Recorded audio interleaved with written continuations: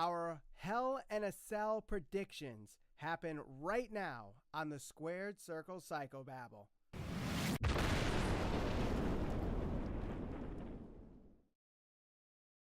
Ralph, as we're recording this on this Thursday night, there are 8 matches at Hell in a Cell. So a little short card. I'm sure over the weekend we'll get a couple more added to the card. But what do you think so far for this Hell in a Cell prediction? Well, I'm not really anticipating too much to come out of this. This isn't one of their bigger pay-per-views. I think the build to it has been pretty lackluster, especially on the Raw side of things. But I imagine we'll get into that when we start going over each individual match. Some of the SmackDown matches I'm looking forward to much more so than the matches that are going to be presented on the Raw side of things. I mean, with SmackDown, you have the Becky Lynch and Charlotte Flair match. Samoa Joe and AJ Styles, that's going to be a good match. And honestly, I think Braun Strowman and Roman Reigns will be a good match. So only time will tell. And I think Sunday should be a pretty decent pay-per-view, despite the lack of build for a lot of these matches. But let's start with the first match here, and it's going to be Randy Orton going off against Jeff Hardy. Where do you see this one going? Well, there's been a few different reports stating that Jeff Hardy's actually got a couple of injuries that he's been nursing, so I think Orton's going to win this match. I'd be interested to see if Shinsuke Nakamura gets involved in one way or another. This is a Hell in a Cell match, no? Yes, it is. It's one of 2 Hell in a Cell matches. Right. Yeah, so I think it should be a good match, and I think Jeff Hardy actually teased that he was going to do something almost daredevilish, so we'll see. Hopefully he doesn't go too crazy, especially because he is getting older and nobody wants to see him get hurt, and if he is already banged up, hurt himself any worse than he already might be. So I think it should be a pretty good match. There's been a decent build to this, so I think Orton does take this, though, at the end of the day. Yeah, I think they have a lot of momentum going for Randy Orton, and whatever Jeff Hardy has planned for this Hell in a Cell, maybe he does a swanton off the top, maybe he does Whisper in the Wind, maybe there's a Whisper in the Wind into an RKO out of nowhere through a table. I don't know where this is going to go. The spot should be very interesting, to say the least. And, with everything that Jeff's brother Matt's going through with his fusion of his pelvic bone and his lower back, Jeff's probably going that same direction too. So hopefully the spot is not too dangerous, but I'm going with a Randy Orton win here. Up next, we have the SmackDown Tag Team Championship, in which the New Day are going up against Rusev Day. A battle of the days here, Ralph. Who wins the SmackDown Tag Team Championships? I think the New Day is going to actually retain in this match, and I wouldn't be surprised if we see an Aiden English heel turn in this. I could see that. Yeah, I don't know. Something tells me that he's going to turn heel. I can't really put my finger on what it is, but I guess we'll see. Yeah, I definitely see something happening here. I'm not sure what. Either this is a Rusev Day win or Aiden English does his turn here. I think this will be a Rusev Day win, and in fact, they will have the title reign. As I was mentioning on earlier podcasts, that WWE is starting to listen to their fans and giving people the right pushes, I think. And Rusev Day, I think, is going in that direction. Everybody loves Rusev Day, and by putting the titles on them, it just puts them at the top of the tag team division that really needs something in there. Speaking of tag teams and their championships, let's move on to our next matchup. It's Dolph Ziggler and Drew McIntyre, who just won the tag team championships a couple weeks ago from the B team, squaring off against the Shield's Seth Rollins and Dean Ambrose. Now, obviously, this is the main event picture going in the mid-card at the same time, something that WWE hasn't really done in a long time.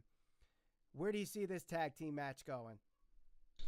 I don't see Ziggler and McIntyre losing the titles that quick. I don't think they'll do that quick of a turnaround with them dropping the titles. I could imagine them potentially having a unsatisfactory finish where somebody gets disqualified or count out of some sort just to extend the feud. That way, the Shield doesn't lose face if they get pinned. Maybe Ziggler and McIntyre win in some kind of cheap heelish way, but I don't think the Shield's going to win the belts back, at least not yet.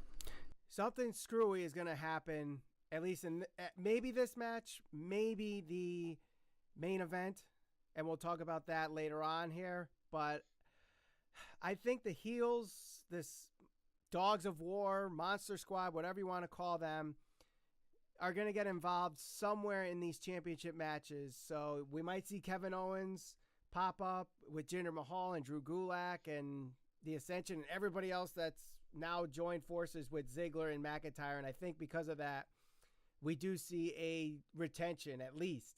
Do Ziggler... Part 2. Possibly.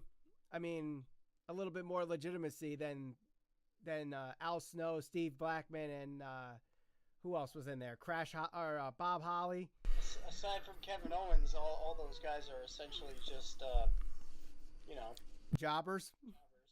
Well, I mean, at this point, but Drew Gulak just had a Cruiserweight Championship match, so I don't know if he's really a jobber, but he is also in 205 Live, which, not to diverse here but a little bit, but notice how the Cruiserweights are slowly getting back onto Raw all of a sudden. You have Drake Maverick with the AOP. You have Leo Rush with Bobby Lashley and Drew Gulak, who started this whole slow approach with the joining of the Dogs of War, I guess is what this stable is going to be called. So we'll keep this in the tag teams for our last tag team match at Hell in a Cell. It's Brie Bella and Daniel Bryan squaring off against the married couple, the It couple, The Miz and Maryse. This is very interesting. The Miz won at SummerSlam. Does he make it 2-0 in pay-per-views against Daniel Bryan here, or do they make it even and have 50-50 booking, what WWE loves to do? I'm going with Miz and Maryse again in this one. I think ultimately by when it's all said and done at the end of this feud, Daniel Bryan's going to end up coming out on top of this. So, same thing. I imagine some type of cheap finish. The Miz will have to cheat to win. Something will be screwy. But in order to extend the feud, I think Miz will end up winning this. I think that Miz and Maryse will win here, as I think that Brie and Maryse will have a match at Evolution where Brie wins. The Miz will win at Super Showdown to become the number one contender. I've said this, and I really think this is the route they're going, where The Miz becomes the new WWE champion, and Daniel Bryan takes it from him at WrestleMania 35 at MetLife Stadium. And one match that could also happen at Evolution is happening here at Hell in a Cell, and it's probably the biggest match on the card. It's Charlotte Flair versus Becky Lynch. So, rumor has it, circulating earlier today, was that we could be seeing a double turn in this match where Charlotte Flair will solidify as the heel and Becky Lynch will solidify as the face. Where do you see this match going? Oh, man, this one's tough. I do eventually see Becky taking the belt off Charlotte. I don't know if it's going to happen just yet. I think I'm gonna go with Charlotte retaining in this one. That double turn thing, I mean, that probably goes right up there alongside the whole Kurt Angle making a return to the ring, or all the little rumors that tend to circulate. CM Punk being at All In. It's just like I think people make things up and throw them out there on the internet to circulate just to satisfy themselves. I don't know. I really think that they may be doing this because they're starting to show Charlotte Flair as more of the entitled person, the as people will call her, the female Roman Reigns at this moment.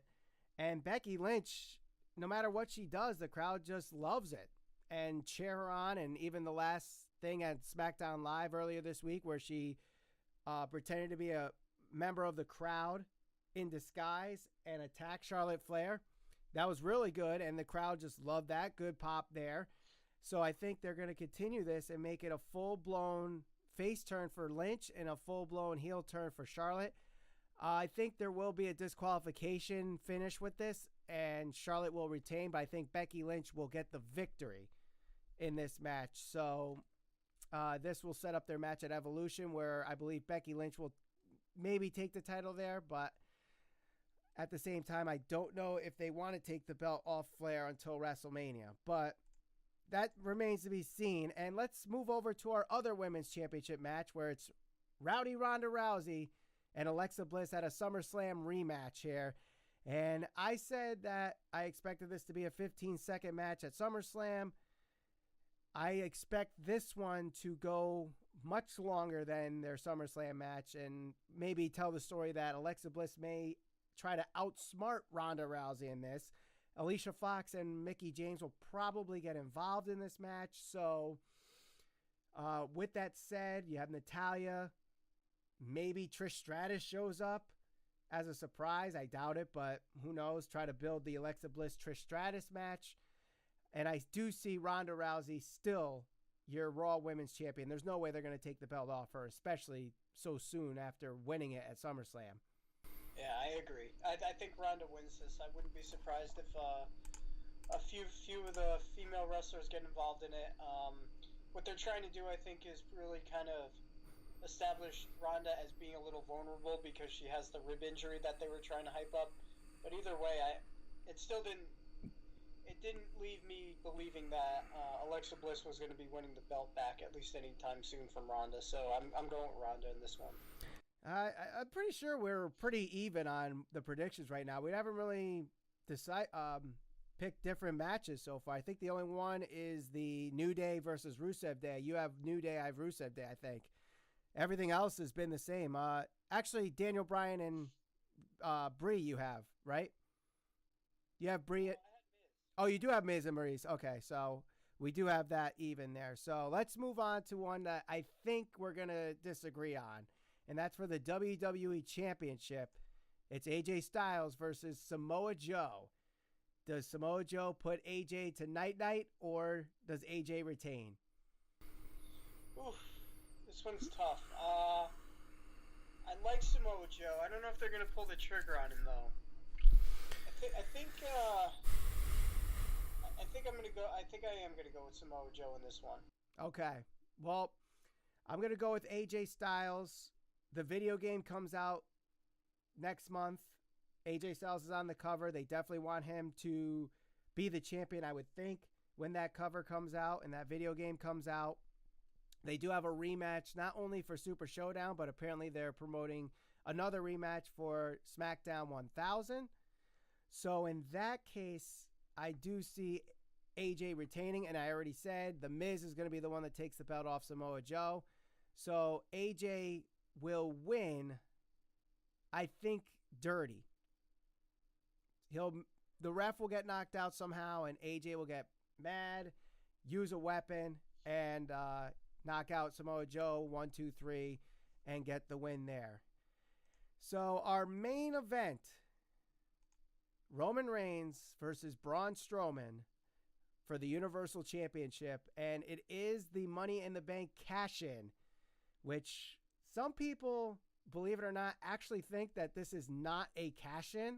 I don't know how they don't understand that this is a cash-in, but this is Braun Strowman's cash-in. But I could also see, because Baron Corbin is now the heel GM, I could see something along the lines where if Strowman loses, Corbin will reinstate the contract and Strowman will have another chance at the Universal Championship.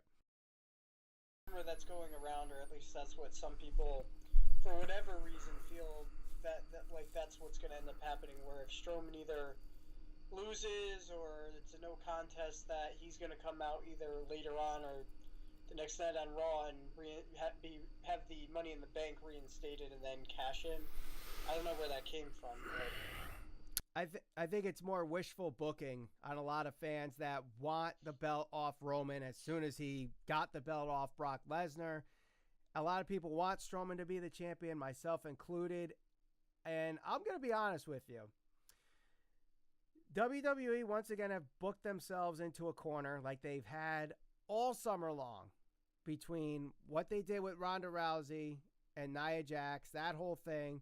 They booked themselves into a corner with Braun Strowman winning the Money in the Bank and Kevin Owens being in that match at SummerSlam with Brock Lesnar and Roman Reigns, where people think that that should not have been the main event and nobody wanted the match. They booked themselves into a corner again with Strowman and Roman. Now, there's so many ways they can go with this, and that's what I love about this main event. And I do think they're going to have a great match. They've had great matches in the past. Their ambulance match was good. Any other match that they had last year, their Extreme Rules match, even the Fatal 4-Way at SummerSlam where they were involved with Samoa Joe and Brock Lesnar was good. Something screwy is going to happen in this match. Either with Mick Foley, who's a special guest referee, the Shield somehow break into that Hell in the Cell. Maybe Ziggler and McIntyre break into the cell. But I do believe that Braun Strowman is winning the Universal title on Sunday. I think it's happening. It could potentially happen. I mean, at this point, I don't know. This match I'm not really too invested in, and the only reason I say that is because how poor the build-up I feel has been. Ever since SummerSlam, I feel like Raw's just been spinning its wheels. They're doing anything possible to try and get the fans behind Roman Reigns, whether it's between, the teasing of the cash-in at SummerSlam, having Strowman turn heel despite being one of the most over guys, bringing the Shield back. Now you're bringing all of the heels now are somehow working together. Kevin Owens quitting and then coming back to help Braun Strowman, who I think, correct me if I'm wrong, about 2 months ago, Braun Strowman actually tried to run him over with a car. They flipped his car over. I don't think he actually tried running him over with a car. And then he flipped over the porta potty thing. Yeah, it just all of it just defies basic logic, and I get it. It's wrestling. It's predetermined, and these are just storylines. But the silliness has gotten out of hand.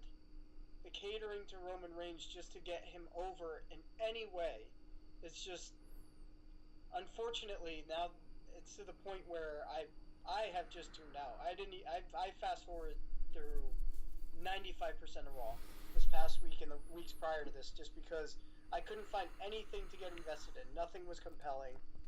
I don't know. I'm just not invested in this match. I don't think Strowman's gonna win. Only because I think they're going to keep the belt on Roman for quite a long time, just to establish him as the guy that, despite, or if you go based on what people say, Vince McMahon, for whatever reason, has an infatuation with Roman Reigns being the guy. So if that's true, I can't see them taking the belt off Roman. Well, if you are to believe what Stephanie McMahon said yesterday, I don't know if you heard about this thing where it was actually I think it was a press conference for Evolution, and they asked how WWE's been so successful. Stephanie McMahon said it's because they listen to their fans. Now, obviously, if you take it out of context like you just did, you would think, wait, they never listen to their audience. What are you talking about? But this was about Evolution and why we have an all-women's pay-per-view and the first women's Royal Rumble and the first women's Hell in a Cell match last year and stuff like that. But I do think they are listening to their fans. And we have a whole topic here on our podcast from a couple weeks ago in our YouTube channel, which we have the card above my head right now. I think they are listening to their fans. And you're going to see it this weekend when guys like Rusev Day become tag team champions, when Braun Strowman becomes the Universal Champion, when The Miz wins again and continues his momentum and eventually will become the WWE Champion. They're listening to their fans. It's not always the fans that you think they are, but they're listening to the fans. And this weekend, you're gonna see that. Now, I'll admit, this past Monday was pretty unwatchable. Might have been the worst go-home show of the year. The past month has been terrible. Yeah. None of it has had any substance. At least when you're looking at Monday Night Raw, everything they've done has been dedicated or geared towards, again, trying to get Roman Reigns over, which is fine. I mean, I guess that's your job, right? Get the guy over. But at some point, you have to take a long, honest look at yourself as a company and say, you know, maybe he's not the guy, not right now. Well, if they took 5 months, to try to get Jinder Mahal over as a legitimate champion, they're not going to pull the plug on Roman Reigns in 1 month. But I know that kind of contradicts what I just said. But you can have Braun win. You can have Braun win on Sunday. Have him hold the title until Survivor Series, where he's this unstoppable monster, even a bigger monster and a bigger threat than Brock Lesnar. But instead of having this stretch out within 3 years, you can have it stretch out only 3 months, where he wins the title at Survivor Series, or even Royal Rumble. Have him win at the Royal Rumble, and then if they want to do The Rock winning the Royal Rumble and they set up Roman versus The Rock at WrestleMania, maybe that's the route they go. But I just don't see WWE booking 2 straight years with the Money in the Bank cash-in failure. I don't see it. You know, the Money in the Bank is, to me, launches stars better than the King of the Ring did. And if they have a failed cash-in for the second year in a row, they are killing the credibility of this contract. Now, I know in the women's, they are 2-0. Carmella cashed in last year, and Alexa Bliss cashed in this year on the same night. So at least there's validity in the women's side. But on the men's side, you have 2 straight years of failed cash-ins when you're pretty much solidifying that they're supposed to win. It doesn't look good. Right. And that's why they booked themselves into a corner here. Yeah, I think this is also one of the reasons why I actually had an issue with Braun Strowman winning Money in the Bank, because it usually is somebody like The Miz or a heel who is going to cash in while the face is down and out after a match, you know, more of the chicken hit shit type heel tactics that you'd see. With Braun Strowman, if you do that, he loses credibility because he's this unstoppable monster. Now, you've also kind of tarnished the whole point of having the Money in the Bank, because one of the biggest things is the surprise factor, the element of surprise that you get when somebody comes out, because you don't know when they're going to cash in. Now this is a predetermined cash in, so it diminishes the whole point of it in a way. But if you have Braun win it, you know he wasn't going to do that. As soon as he won, you knew he wasn't going to do that kind of cash in. Right. So that's my point. Right. But it's not the first time they've done this. You know, Cena did it. Sandow did it.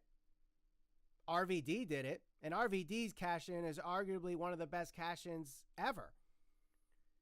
So just because it's not the sneaky kick him while he's down cash-in doesn't mean it has to be bad. And this match, I think, is going to surprise a lot of people, because I think a lot of people are going into this thinking that this match isn't going to be good, or maybe because it's Roman Reigns, they don't care, and that it's the main event, they're probably going to walk out on it like they did Samoa Joe versus Roman Reigns. But this match is going to surprise people, I think. I don't know if it's going to be one of the best Hell in a Cell matches ever, but if it ends up being that, I wouldn't be surprised. Best ever? No, not best ever. One of the best ever. I wouldn't be surprised if it gets there. I would not be surprised. I would. I'm still waiting for Roman Reigns to have a good match on a pay-per-view. It's been a while. Bobby Lashley. That Extreme Rules match was a good match. The build sucked, but the match was pretty good. The build to this is pretty bad, but I think the build to this was better than the build with Bobby Lashley. Speaking of Bobby Lashley, what the heck's going on with him? But, whew. Well, that's going to do it here with our Hell in a Cell predictions. Let us know what you think in our comments. Like us on Facebook, Instagram, Twitter, We're all on there under SCPB Podcast. Subscribe, hit the bell, give us notification, let us know when to watch the next video. My name is Michael Valenti. This is Ralph Valenti. We'll talk to you all after Hell in a Cell. Is WWE listening to their fans?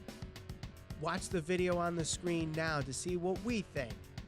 And of course, click that logo to subscribe, hit the bell for notifications, and follow us all over social media. We're on Facebook, Instagram, and Twitter at SCPB Podcast.